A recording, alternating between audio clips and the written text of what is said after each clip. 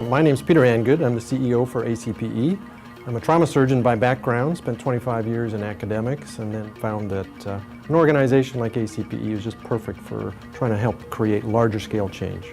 ACPE is at a growth point as an organization itself, but as we grow as an organization, we've recognized that we really need to look more broadly at what physicians require and need and want. I hope PeterLeadDoc provides a number of things. One is just some practical tips on leading and management, a source of information and sharing, not only just on leadership-oriented stuff, but how do you transition your career, how do you manage your career, and then as well to gain some insights on the types of careers that are out there for physicians who are interested into more formal leadership types of activities. It's also the non-traditional. There's lots and lots of physicians out there who go off into government, into industry, they go into a variety of business enterprises and entrepreneurial activities. So we want to make sure that we help people understand all of that type of opportunity. Every physician is a leader. And so what we really have to do as an organization is help all docs become better leaders, and that will help them not only run their own careers better, but it helps them become better people as well. I was reflecting the other day on what really kind of was a pivot point when I was in an early career stage, and it actually came down to two clinical situations. One, as I mentioned, I'm a trauma surgeon by background, and I was in my fellowship training, and we had a horrible gunshot wound to the liver case going. The case almost was dead by the time the patient had arrived, took it quickly up to the OR, worked really hard, and the patient died on the OR table.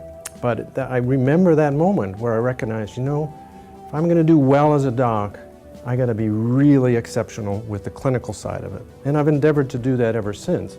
The second lesson was when I was doing my fellowship in intensive care.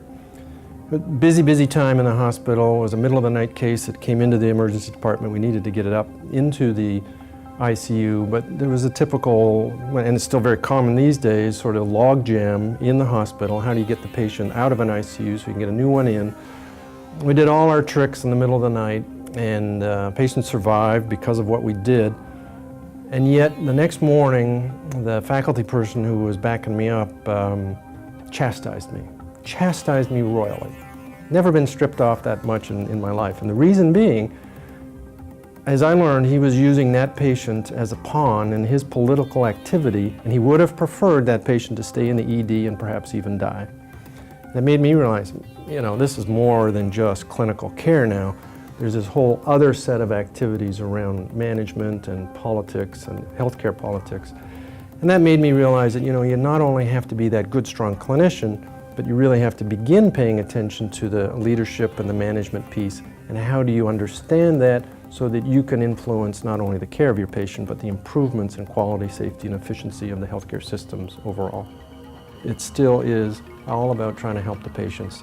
And if you're a good person who's well-balanced, who's able to lead, not only, again, clinically or in your healthcare environment, you're going to provide better care for those patients, and you're going to create better care for others who are watching you do your stuff.